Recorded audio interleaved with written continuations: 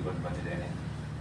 ಸಂಪೂರ್ಣವಾಗಿ ಅಧ್ಯಕ್ಷರಿಗೆ, ಹರೀಶ್ಯವರಿಗೆ ಹಾಗೂ ಸಂಘದ ಎಲ್ಲ ಪದಾಧಿಕಾರಿಗಳಿಗೆ ನಾನು ಅಭಿನಂದನೆ ಸಲ್ಲಿಸ್ತೇನೆ ಹಾಗೂ ಚಿರಋಣಿಯಾಗಿದ್ದೇನೆ.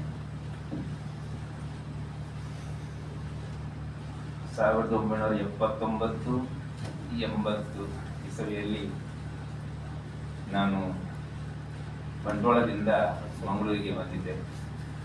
ಅಂದರೆ ನನ್ನ ವಿದ್ಯಾಭ್ಯಾಸ ಅಲ್ಲಿ ದೀಪಿಕಾ ಹೈಸ್ಕೂಲ್ ಮಡಂತಾಪಲ್ಲಿ ನಡೆಯಿತು.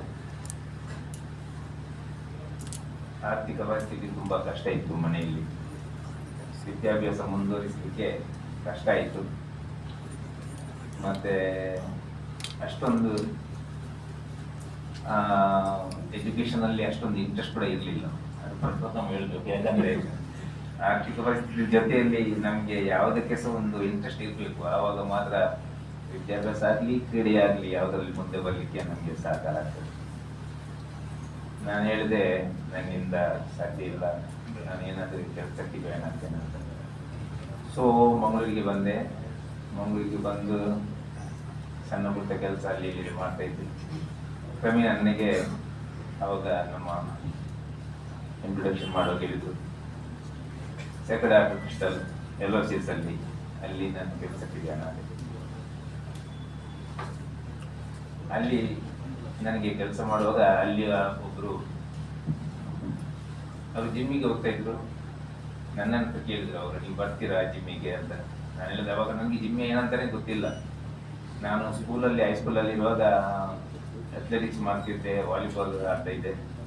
ಆನಂತರ ಹೇಳಿದ್ರು ಹೀಗೆ ನೀವು ಬರ್ತೀರಾ ಅಂತ ಜೊತೆಯಲ್ಲಿ. ಸರಿ ಒಂದ್ಸರಿ ಹೋಗೋಣ ಅಂತ ಅವ್ರ ಜೊತೆಯಲ್ಲಿ ಹೋದೆ. ಸೊ ಕ್ರಮೇಣ ಹೋಗ್ತಾ ನನಗೆ ಸ್ವಲ್ಪ ಏನಾದರೂ ಚೇಂಜಸ್ ಬರುವಾಗ ಅನಿಸಿತು. ಅಂದರೆ ನನ್ನ ಮೈಕಟ್ಟು ಬೆಳೆಯುವುದು, ಮತ್ತೆ ವರ್ಷದಲ್ಲಿ ಕೂಡ ನಾನು ಕೆಲಸ ಮಾಡ್ತೆ. ಹಾರ್ಡ್ ವರ್ಕ್ ಇತ್ತು, ತುಂಬ ಹಾರ್ಡ್ ವರ್ಕ್ ಅದು. ನಂಬಲಿಕ್ಕಿಲ್ಲ ನೀವು, ನಾನು 100 ಜನ ಸ್ಟೂಡೆಂಟ್ ಇದ್ರು ಅಲ್ಲಿ ಹಾಸ್ಟೆಲಲ್ಲಿ. 100 ಜನ ಸ್ಟೂಡೆಂಟಿಗೆ ನಾವು 3 ಜನ ಕೆಲಸದವರು, 100 ಜನ. ಸೊ ಬೆಳಿಗ್ಗೆ ಸಾಧಾರಣ 4 ಗಂಟೆ ಹೇಳ್ಬೇಕು. 4 ಗಂಟೆ ಎದ್ದು ಅವರಿಗೆ, ಅಂದರೆ ನಾನು ಅಸಿಸ್ಟೆಂಟ್ ಕುಕ್ ಆಗಿ ಜಾಯ್ನ್ ಆಗಿದ್ದೆ. ಅಷ್ಟು ಜನರಿಗೆ ಬೆಳಿಗ್ಗೆದ್ದು ಬ್ರೇಕ್ಫಾಸ್ಟ್, ಮಧ್ಯಾಹ್ನ ಊಟಕ್ಕೆ ಬರ್ತಾರೆ, ಸಾಯಂಕಾಲ ಕಾಫಿ, ಆನಂತರ ನೈಟ್ ಊಟ. ಅಂದರೆ ಒಂಥರ ಕಾರ್ಖಾನೆಯಲ್ಲಿ ದುಡಿದಾಗ ಅಂತ ಕಷ್ಟದ ಕೆಲಸ. ಒಬ್ಬರಿಗೆ 4 ಚಪಾತಿ ಅಂದರೆ 100 ಜನಕ್ಕೆ 400 ಚಪಾತಿ. 10-20 ಚಪಾತಿ ಮಾಡೋದೇ ಕಷ್ಟ. 400 ಚಪಾತಿ ಮಾಡಬೇಕು, 400 ದೋಸೆ ಇರಬೇಕು, 400 ಇಡ್ಲಿ ಇರಬೇಕು. ಅಂದರೆ ಅಷ್ಟು ಕಷ್ಟದ ಪರಿಸ್ಥಿತಿಯಲ್ಲಿ ಕೂಡ ನಾನು ಕೆಲಸ ಮಾಡಿ ಎವ್ರಿ ಡೇ ಈವ್ನಿಂಗ್.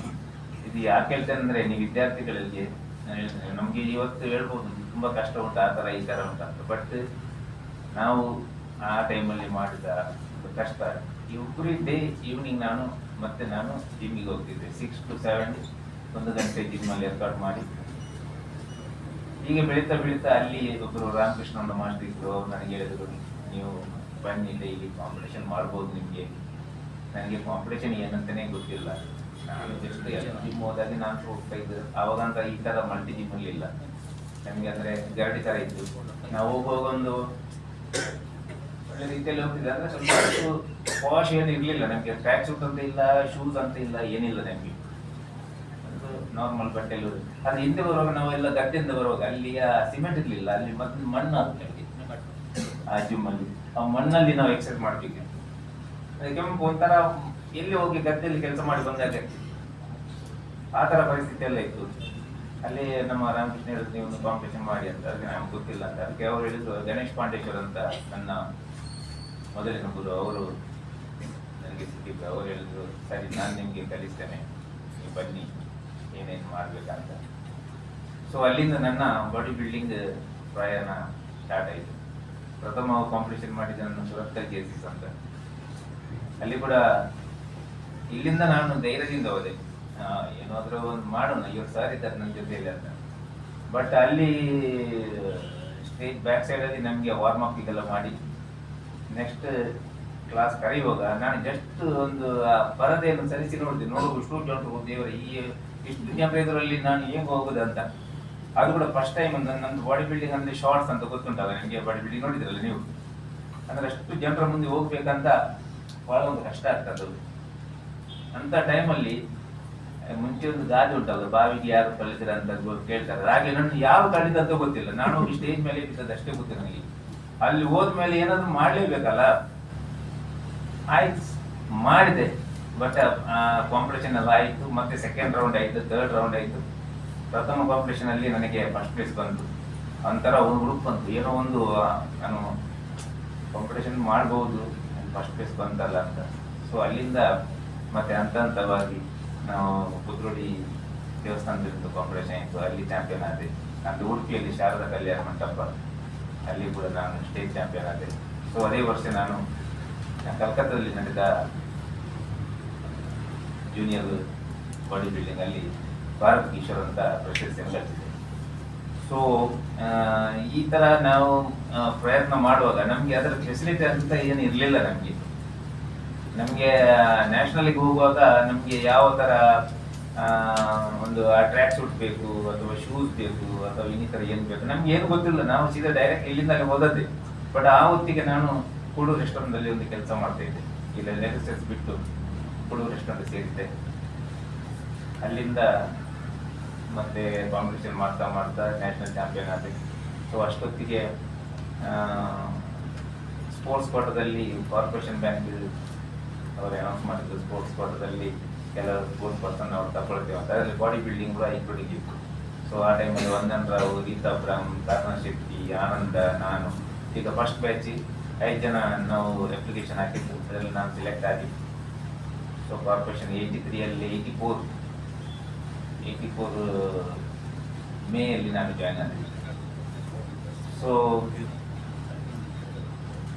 ಒಂಥರ ಏನೋ ಸಾಧನೆ ಮಾಡಿದ್ದು ನನಗೆ ರೆಕಾಗ್ನೈಸ್ ಆಯಿತು. ಆನಂತರ ಬ್ಯಾಂಕಲ್ಲಿ ಕೆಲಸ ಸಿಕ್ತು. ಇದು ನೋಡಿ ನಾನು ನಿಮ್ಗೆ ಹೇಳೋದು, ನಾವು ಏನೋ ಸಾಧನೆ ಮಾಡಿದರೆ ನಮಗೆ ರೆಕಾಗ್ನೈಸ್ ಆದರೆ, ನಮ್ಮ ನಸೀಬು ಚೆನ್ನಾಗಿದ್ರೆ, ನಮ್ಮ ರೆಕಾಗ್ನೈಸ್ ಆದರೆ ನಮ್ಗೆ ಇಲ್ಲಿಯಾದ್ರೂ ಒಂದು ಉದ್ಯೋಗಕ್ಕೆ ಅವಕಾಶ ಸಿಗ್ತದೆ.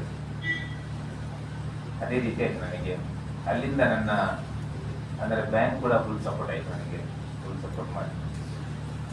ಮತ್ತೆ ಅಲ್ಲಿಂದ ನನ್ನ ಒಂದು ಬೆನ್ನಿಗೆ ಅಂದರೆ ನಾನು ಪ್ರತಿ ಕಾಂಪಿಟೇಷನ್ ಮಾಡುವಾಗ, ಪ್ರತಿ ವಿಷಯದಲ್ಲಿ ಮಾಡುವಾಗ ನನ್ನ ಒಂದು ಬೆನ್ನಿಂದ ನಿಂತು ನನಗೆ ನನ್ನ ಗುರುಗಳಾದ ಗಣೇಶ್ ಪಾಂಡೇಶ್ವರ್, ಆನಂತರ MS ಕುಮಾರ್ ಅವರು, ಫಿಸಿಕಲ್ ಡೈರೆಕ್ಟರ್ ಆಫ್ ಗೇಮ್ಸ್, ಅವರೀಗ ಲಾಸ್ಟ್ 2-3 years ಬ್ಯಾಕ್ ಕೊರೋನಾ ಟೈಮಲ್ಲಿ ನಿಧನರಾದರು.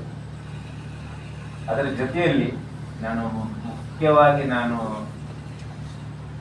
ನೆನಪು ಮಾಡಿಕೊಡ್ಬೇಕಾದ್ದು ನನ್ನ ಆತ್ಮೀಯ ಮಿತ್ರರಾದ ಮನೋಹರ್ ಪ್ರಸಾದ್ ಅವರು ಮಾತ್ರ ನನ್ನ ಕಾಂಪಿಟೇಷನ್ ಬಗ್ಗೆ ಅವರು ಯಾವ ನನ್ನ ಕೇಳಿಕೊಂಡು ನನಗೆ ಅಂದ್ರೆ ಏನು ಯಾವ ಕಾಂಪಿಟೇಷನ್ ಏನು ರಿಸಲ್ಟ್ ಎಲ್ಲ ಅವರು ಪ್ರತಿ ಹೈಯೆಸ್ಟ್ ನನಗೆ ಪಬ್ಲಿಸಿಟಿ ಕೊಟ್ಟವರಂದ್ರೆ ಮನೋಹರ್ ಪ್ರಸಾದ್. ಈ ಸಂದರ್ಭದಲ್ಲಿ ಅವರನ್ನ ನೆನಪಿಸಲು ನನ್ನ ಸಾಧ್ಯ ಕರ್ತವ್ಯ.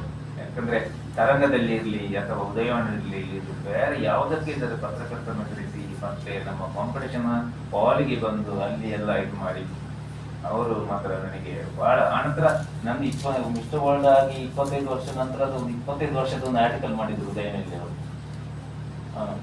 ಹೌದು, ಅಂದ್ರೆ ಅವರನ್ನು ಬಹಳ ನಾನು ನೆನಪಿದ್ದೇನೆ. ಅಲ್ಲಿಂದ ಪ್ರತಿಯೊಂದು ಹಂತವಾಗಿ ನಾನು ಕಾಂಪಿಟೇಷನ್ ನಾವು MS ಕುಮಾರ್ ಅವರ ಮಾರ್ಗದರ್ಶನ ಕೊಟ್ಟರು.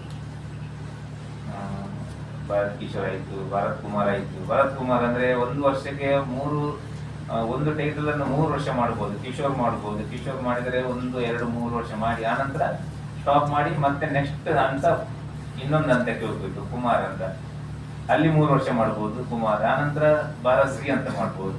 ಇದು 3 ವರ್ಷದ ಹಂತ. ಅಂದ್ರೆ ಒಂದು ಸಾರಿ ಈಗ ಸಪೋಸ್ ಒಂದು ಕಾಂಪಿಟೇಷನ್ ಮಾಡುವಾಗ ಅಲ್ಲಿ ನಿಮ್ಗೆ ಫಸ್ಟ್ ಪ್ಲೇಸ್ ಬರದಿದ್ರೆ, ಇಲ್ಲ ಟೈಟಲ್ ಬರದಿದ್ರೆ, ನೆಕ್ಸ್ಟ್ ಟೈಮ್ ನಾನು ಟ್ರೈ ಮಾಡ್ಬೋದು ಅಂತ ಕ್ಯಾಟಗರಿಯಲ್ಲಿ ಮಾಡ್ಬೋದು. ಬಟ್ ನನ್ನ ಪ್ರತಿ ವರ್ಷ ನಾನು ಬರೋದೇ ಫಸ್ಟ್ ಟೈಟಲ್ ನಂದೇ ಆಯ್ತು. ನಾನು ಯಾವುದಕ್ಕೆ ಸಹ ಮತ್ತೆ 3 ಸರಿ ಮಾಡಿಲ್ಲ. ಕಂಟಿನ್ಯೂ ಮಾಡ್ತಾ ನಾನು 22-23 ವರ್ಷದಲ್ಲಿ ನಾನು ಸೀನಿಯರ್ ಚಾಂಪಿಯನ್ ಆಗ್ತಿದ್ದೆ. ಭಾರಶ್ರೀ ಅಷ್ಟೇ ಅಲ್ಲ, ಈಗ ಹೀಗೆ ಆನಂತರ ಇಂಟರ್ನ್ಯಾಷನಲ್ ಕಾಂಪಿಟೇಷನ್ಸ್ ಮತ್ತೆ ಮಿಸ್ಟರ್ ಏಷ್ಯಾ ಅಲ್ಲಿ ರನ್ನರ್ಸ್ ಅಪ್, ಆನಂತರ 1990ರಲ್ಲಿ ಮಿಸ್ಟರ್ ವರ್ಲ್ಡ್ ಕಾಂಟೆಸ್ಟ್, ಅಲ್ಲಿ ಕೂಡ ನಾನು ಅದು ಪ್ರಥಮ ಭಾರತೀಯ ನಾನು ಮಿಸ್ಟರ್ ವರ್ಲ್ಡ್ ಅಂತ ಚಾಂಪಿಯನ್ ಆದದ್ದು 1990ರಲ್ಲಿ. ಅದು ಜಪಾನ್. ಹೀಗೆ ನನ್ನ ಈ ಒಂದು ಜರ್ನಿ ಅಂದ್ರೆ ಇದರಲ್ಲಿ ಈಗ ತುಂಬಾ ಅಂದ್ರೆ ನನಗೆ ತುಂಬಾ ಕಲ್ತಿದ್ದೆ ನಾನು ಇದರಲ್ಲಿ. ನಾನು ಎಷ್ಟು ಗಂಟೆ ಪ್ರಾಕ್ಟೀಸ್ ಮಾಡಬೇಕು, ನಾನು ಮುಂಚೆ 1 ಗಂಟೆ ಮಾಡ್ತಿದ್ದೆ, 2 ಗಂಟೆ ಮಾಡ್ತಿದ್ದೆ. ನೀವು ನಂಬಲಿಕ್ಕಿಲ್ಲ, ನಾನು ಪೀಕ್ ಪಾಯಿಂಟ್ ಅಲ್ಲಿ ಇರುವಾಗ ನನಗೆ ಬ್ಯಾಂಕ್ ಇಂದ ಫುಲ್ ಸಪೋರ್ಟ್ ಇತ್ತು. ಆದ್ದರಿಂದ ನನಗೆ ಯಾವ ಪ್ರಾಬ್ಲಮ್ ಇರಲಿಲ್ಲ. ಯಾಕಂದ್ರೆ ನನಗೆ ಎಲ್ಲಿ ಟೂರ್ ನಂದು ಕಾಂಪಿಟೇಷನ್ ಟೈಮಲ್ಲಿ ನಮಗೆ ಹೋಗುವಾಗ ಖರ್ಚಿಗೆ ಅಂದ್ರೆ ಅವರೇ ಬ್ಯಾಂಕೇ ನಮಗೆ ಸ್ಪಾನ್ಸರ್ ಮಾಡ್ತಿದ್ದು. ಮತ್ತೆ ಇಂಟರ್ನ್ಯಾಷನಲ್ ಹೋಗುವಾಗ ಇರಲಿಲ್ಲ, ಬಟ್ ನ್ಯಾಷನಲ್ ಒಳಗೆ ಇಲ್ಲಿ ಹೋದ್ರೆ ಸಹ ನಮಗೆ ಎಲ್ಲ ಸ್ಪಾನ್ಸರ್ ಮಾಡ್ತಿದ್ರು, ಟೈಮ್ ಆಫ್ ಕೊಡ್ತಿದ್ರು. ಮಧ್ಯಾಹ್ನ ನಂತರ ನನಗೇನು ಇದಿರಲಿಲ್ಲ, ಪ್ರಾಕ್ಟೀಸ್ ಹೋಗ್ತಿದ್ದೆ. ನನ್ನ ರಜೆ ಇತ್ತು, ರಜೆ ಹಾಕಿ ಸಹ ನಾನು ಪ್ರಾಕ್ಟೀಸ್ ಮಾಡಿದೆ. ನೀವು ನಂಬಲಿಕ್ಕಿಲ್ಲ, ನಾನು ಪೀಕ್ ಪಾಯಿಂಟ್ ಅಲ್ಲಿ ಇರುವಾಗ 6 hours ಪರ್ ಡೇ ವರ್ಕೌಟ್ ಮಾಡಿದ್ದೇನೆ. ಒಂದು ದಿವಸ 6 ಗಂಟೆ, ಬೆಳಿಗ್ಗೆ 2 ಗಂಟೆ, ಸಾಯಂಕಾಲ 4 ಗಂಟೆ. ಅಂದ್ರೆ ನನಗೆ ಒಂದು ಇದಿತ್ತು, ಏನಂದ್ರೆ ನಾನು ಏನಾದ್ರೂ ಸಾಧನೆ ಮಾಡ್ಬೇಕಂತ ಫಸ್ಟಿಗಿತ್ತು. ನಾನು ಏನಾದ್ರು ಸಾಧನೆ ಮಾಡ್ಬೇಕು ಅಂತ ನಮ್ಗೆ ಗೊತ್ತಾಗ್ತದೆ. ಆ ನಂತರ ನನಗೆ ಇಂಟ್ರೆಸ್ಟ್ ಬಂತು, ನಾನು ಏನಾದ್ರೂ ಒಂದು ನಮ್ಮ ರಾಜ್ಯಕ್ಕೆ, ರಾಷ್ಟ್ರಕ್ಕೆ ಒಂದು ಕೀರ್ತಿಯನ್ನು ತರುವಂತ ಕೆಲಸ ಮಾಡ್ಬೇಕಂತ. ಆ ನಿಟ್ಟಿನಲ್ಲಿ ನಾನು ಪ್ರಯತ್ನ ಮಾಡಿದೆ. ಸಾಧನೆ ಮಾಡಬಹುದು, ಸ್ವಲ್ಪ ಈಗಿನ ಜನರೇಷನ್ ಅಲ್ಲಿ ನೋಡ್ತಿದ್ದೆ ಅಂದ್ರೆ ಒಂದು ಸ್ವಲ್ಪ ಫಿಟ್ ಆಗಿ ಒಂದು ಬೈಸಪ್ಸ್, ಚೆಸ್ಟ್, ಶೋಲ್ಡರ್ ಎಲ್ಲ ಬಂದ್ರೆ ಅಷ್ಟೇ ಮುಗೀತು, ಆಮೇಲೆ ಮುಂದಕ್ಕೆ ಹೋಗುದಿಲ್ಲ ಅವರು. ನಮ್ಗೆ ಆತರ ಇರ್ಲಿಲ್ಲ. ನಮ್ಗೆ ಅಂದ್ರೆ ಈ ನಮ್ಮ ಟೈಮಲ್ಲಿ ಸ್ಪೋರ್ಟ್ಸ್ ಅಲ್ಲಿ ಯಾವುದೇ ಕ್ರೀಡೆ ಆಗಿರ್ಲಿ ಅಲ್ಲಿ ಕ್ಯಾಶ್ ಪ್ರೈಸ್ ಇರ್ಲಿಲ್ಲ. ನಮ್ಗೆ ಸಿಕ್ತಿತ್ತು ಒಂದು ಸರ್ಟಿಫಿಕೇಟ್, ಒಂದು ಮೆಡಲ್. ಅದಕ್ಕೋಸ್ಕರ ನಾವು ಜೀವ ಬಿಡ್ತಿದ್ವಿ. ಇವಾಗ ಪ್ರತಿಯೊಂದು ಕಾಂಪಿಟೇಷನ್ ಅಲ್ಲಿ ಕೂಡ ಲಕ್ಷ ರೂಪಾಯಿ ಕ್ಯಾಶ್ ಪ್ರೈಸ್ ಉಂಟು. ನಾನು ಮಿಸ್ಟರ್ ವರ್ಲ್ಡ್ ಚಾಂಪಿಯನ್ ಆಗಿದ್ರೆ ಸಹ ನಮ್ಗೆ ಅಲ್ಲಿ ಕ್ಯಾಶ್ ಪ್ರೈಸ್ ಇರ್ಲಿಲ್ಲ. ಅದು ಕೂಡ ಒಂದು ಮೆಡಲ್ ಮತ್ತೆ ಸರ್ಟಿಫಿಕೇಟ್. ಅದು ಅಂದ್ರೆ ದೇಶಕ್ಕೆ ಕೊಡುವ ಒಂದು ಗೌರವ. ಅಂದ್ರೆ ಅಲ್ಲಿ ಈಗ ಒಲಿಂಪಿಕ್ಸ್ ಮಾಡ್ತಾರೆ, ಒಲಿಂಪಿಕ್ಸ್ ಅಲ್ಲಿ ಚಿನ್ನದ ಪದಕ ಅಂತ ಹೇಳ್ತಾರೆ, ಮತ್ತೆ ಬೆಳ್ಳಿ, ಕಂಚು, ಅಲ್ಲಿ ಏನು ಚಿನ್ನ ಕೊಡುದಿಲ್ಲ. ಬಟ್ ಆ ಪದಕದ ಹೆಸರು ಮಾತ್ರ ಒಂದು ಚಿನ್ನ ಅಂತ ಇರ್ತದೆ. ಬಟ್ ಅದು ಒಂದು ನ್ಯಾಷನಲ್ಗೆ, ನಮ್ಮ ನ್ಯಾಷನಲ್ಗೆ ನಾವು ಮಾಡೋ ಸಾಧನೆಗೆ ಒಂದು ಕೊಡುವ ಇದು ಅಂದ್ರೆ ಚಾಂಪಿಯನ್ ಆದಂತ. ಈಗ ಬಾಕಿ ಗೇಮ್ಸ್ ಅಲ್ಲಿ ಈಗ ನೋಡಿದ್ರೆ ಕ್ರಿಕೆಟ್ ಇರ್ಬೋದು ಅಥವಾ ಶಟಲ್, ಬ್ಯಾಡ್ಮಿಂಟನ್ ಇರ್ಬೋದು, ಅದರಲ್ಲೆಲ್ಲ ಕ್ಯಾಶ್ ಪ್ರೈಸ್ ಸ್ಟಾರ್ಟ್ ಆಗಿದೆ. ಈಗ ಬಾಡಿ ಬಿಲ್ಡಿಂಗ್ ಅಲ್ಲಿ ಕೂಡ ಆಗಿದೆ. ಬಾಡಿ ಬಿಲ್ಡಿಂಗ್ ಅಲ್ಲಿ ಕೂಡ ನಮ್ಮ ಬ್ಯಾಂಗ್ಳೂರಲ್ಲಿ ನ್ಯಾಷನಲ್ ಚಾಂಪಿಯನ್ ಆದಾಗ 5 lakhs ಕ್ಯಾಶ್, 4 lakhs ಕ್ಯಾಶ್ ಅಂತ ಹೇಳ್ತಾರೆ ಟೈಟ್ಲ್ ನನಗೆಲ್ಲ. ಈಗ ನಮ್ಗೆ ಆ ಟೈಮಲ್ಲಿ ನಮ್ಗೆ ಏನಿರ್ಲಿಲ್ಲ. ನಾವು ಅದಕ್ಕೋಸ್ಕರ ನಾವು ಒಂದು ಏನಾದ್ರೂ ಸಾಧನೆ, ನನ್ಗೊಂದು ಸರ್ಟಿಫಿಕೇಟ್ ಮತ್ತೆ ಮೆಡಲ್ ಸಿಕ್ಕಿದ್ರೆ ನಾವು ದೊಡ್ಡ ವಿಷಯ. ಅದು ನಾವು ಎಷ್ಟು ಜನಕ್ಕೆ ತೋರಿಸಿದ್ವಿ, ಅವರು ನಮ್ಗೆ ಮೆಡಲ್ ನೋಡಿದ್ರು, ಸರ್ಟಿಫಿಕೇಟ್ ನೋಡಿ ಅಂತ. ಬಟ್ ಈಗ ಚೇಂಜಸ್ ಆಗಿದೆ. ಆಗಿನ ಪರಿಸ್ಥಿತಿ ಮತ್ತು ಈಗಿನ ಪರಿಸ್ಥಿತಿ ತುಂಬಾ ಭಿನ್ನವಾಗಿದೆ. ಒಂದು ಏನೋ ಸಾಧನೆ ಮಾಡಬೇಕಾದ್ರೆ ನಮಗೆ ಮುಖ್ಯವಾಗಿ ನಮ್ಮಲ್ಲಿ, ನನ್ನ ಅಭಿಪ್ರಾಯ ಪ್ರಕಾರ, ನನಗೆ ಸ್ಟೂಡೆಂಟ್ ಹೇಳ್ತಾ ಇದ್ದೇನೆ, ನಮ್ಮಲ್ಲಿ ಒಂದು ಛಲ ಅಂತ ಹೇಳ್ಬೋದು, ಮತ್ತೆ ಶಿಸ್ತು, ಮತ್ತೆ ಕಠಿಣ ಪರಿಶ್ರಮ ಇದ್ದಿದ್ರೆ ಖಂಡಿತವಾಗಿ ಒಂದಲ್ಲ ಒಂದು ದಿವಸ ನಾವು ನಮ್ದು ಯಾವುದೇ ಕ್ಷೇತ್ರ ಇರಲಿ, ನಾವು ಬಾಡಿ ಬಿಲ್ಡಿಂಗ್ ಮಾಡ್ಬೇಕಂತ ಹೇಳೋದಿಲ್ಲ. ವೆಯ್ಟ್ ಲಿಫ್ಟಿಂಗ್, ಪವರ್ ಲಿಫ್ಟಿಂಗ್, ಬೇರೆ ಬೇರೆ ಕ್ಷೇತ್ರ, ಡಾನ್ಸ್ ಅಲ್ಲಿ ಕೂಡ ಬರ್ಬೋದು, ಅಥವಾ ಏನಾದರೂ ಬೇರೆ ಬೇರೆ ಏನಾದ್ರು ಒಂದು ಎಲ್ಲರಲ್ಲಿ ಒಂದು ಪ್ರತಿಭೆ ಇರ್ತದೆ. ಅದು ಮಾತ್ರ ಅದನ್ನ ನಾವು ಆ ಪ್ರಯತ್ನ ಪಟ್ಟರೆ ಸ್ವಲ್ಪ ಅದರಲ್ಲಿ ಮುಂದೆ ಬರ್ಬೋದು ನಮ್ಗೆ. ಮತ್ತೆ ನನಗೆ ನನ್ನಿಂದ ಆಗಲ್ಲ ಅಂತ ನಾನು ಸುಮ್ಮನೆ ನಿಂತ್ರೆ ಯಾವುದೇ ಆಗಲ್ಲ. ನಾನು ಎಲ್ಲೋ ಹುಟ್ಟಿ ಅಂದ್ರೆ ಬಂಟ್ವಾಳದಲ್ಲಿ ನಮ್ಗೆ ಏನು ಫೆಸಿಲಿಟಿ ಇರಲಿಲ್ಲ. ಆವಾಗ ಇಲ್ಲಿ ಮಂಗಳೂರು ಬಂದಾಗ ಸರ್ ನಾನು ಹೇಳಿದಲ್ಲ, ಅವಾಗ ಜಿಮ್ ಅಂದ್ರೆ ನಮ್ಗೆ ಈ ತರ ಮಲ್ಟಿ ಜಿಮ್ ಅಂತ ಇರ್ಲಿಲ್ಲ.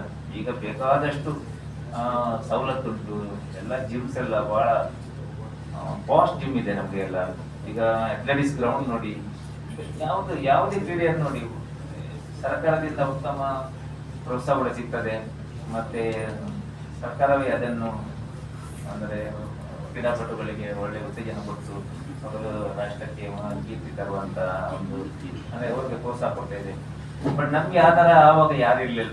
ನಾವೇ ಸ್ವತಃ ದುಡಿಬೇಕು, ನಮ್ಮ ದುಡಿಮೆಯಿಂದಲೇ ನಾವು ಅದನ್ನು ಖರ್ಚು ಮಾಡಿ ಅದರಲ್ಲಿ ನಾವು ಆವಾಗ ಈ ಮಲ್ಟಿ ವಿಟಮಿನ್ ಆ ತರ ಈ ತರ ಅಂತ ಈ ತರ ಈಗ ಎಲ್ಲ ಬಂದಿದೆ. ಅವಾಗ ನಮ್ಗೆ ಏನಿರ್ಲಿಲ್ಲ, ನಾವು ಆವಾಗ ನ್ಯಾಚುರಲ್ ಫುಡ್ ತಿಂದಕ್ಕೆ ಇವತ್ತಿಗೂ ಕೂಡ ಅದೇನೆ ತಿಂತ ಇರೋದು. ಯಾಕಂದ್ರೆ ಅದು ನಮ್ಗೆ ಅಭ್ಯಾಸ ಆಗಿರುವುದಿಲ್ಲ. ನ್ಯಾಚುರಲ್ ಫುಡ್ ಅಲ್ಲಿ ನಾವು ಮಾಡ್ಬೋದಂತ ನಾನು ಸಾಧನೆ ಮಾಡಿ ತೋರಿಸಿದ್ದೇನೆ. ಇವಾಗ ನೋಡ್ತಾ ಇದ್ದೀರಿ ಕೆಲವು ಕಡೆ ಎಲ್ಲ ನಿಮ್ಗೆ ಟಿವಿಯಲ್ಲಿ ಈಗ ಮೀಡಿಯಾ ಎಲ್ಲ ಬಹಳ ಪಾಪ್ಯುಲರ್ ಆಗಿದೆ. ನಮ್ಮ ಕಡೆ ಟೈಮಲ್ಲಿ ಒಂದು ಫೋಟೋ ತೆಗಿಬೇಕಾದ್ರೆ ಸಹ ನಾವು ಅಷ್ಟು ಯಾರಾದ್ರೂ ರಿಕ್ವೆಸ್ಟ್ ಮಾಡೋದು ನನ್ನೊಂದು ಫೋಟೋ ತೆಗಿ ಅಂತ. ಅದನ್ನ ಅವರ ಇದರಿಂದ ಓಡ್ಬೇಕಿತ್ತು, ಒಂದು ಫೋಟೋ ಕೊಡಿ ಅಂತ. ಅವ್ರು ತೆಗ್ದಿದ್ರೆ ಇಲ್ಲೋದು ಗೊತ್ತಿಲ್ಲ. ನನಗೊಂದು ಸಣ್ಣ ಕ್ಯಾಮರಾ ಇತ್ತು, ಆ ಕ್ಯಾಮರಲ್ಲಿ ರೀಲ್ ಆಗಿದ್ರೆ ಅದು ಕರೆಕ್ಟ್ ಬಿದ್ದಿದೆ ಇಲ್ಲೋ ಅದು ಗೊತ್ತಿಲ್ಲ. ಇಲ್ಲಂದ್ರೆ ಎಲ್ಲ ಫೋಟೋ ವೇಸ್ಟ್ ಆಗ್ತಿತ್ತು. ಈಗ ಅಲ್ವಾ ಸರ್, ಇವಾಗ ಅಂದ್ರೆ ಎಷ್ಟು ಡೆವಲಪ್ಮೆಂಟ್ ಆಗಿದೆ. ಈಗ ಇವತ್ತು ಏನಾದ್ರೂ ನಾವು ಮಾಡ್ತಾ ಪ್ರಪಂಚ ನೋಡ್ತದೆ ಅಂತ ಪರಿಸ್ಥಿತಿ ಎಲ್ಲ ಇತ್ತು ಅವಾಗ. ಅದಕ್ಕೆ ಇವಾಗ ಮೀಡಿಯಾದಲ್ಲಿ ನೋಡ್ತಾ ಇದ್ದೀರಲ್ಲ ಏನೇನು ಅನಾಹುತ ಆಗ್ತಾ ಉಂಟು.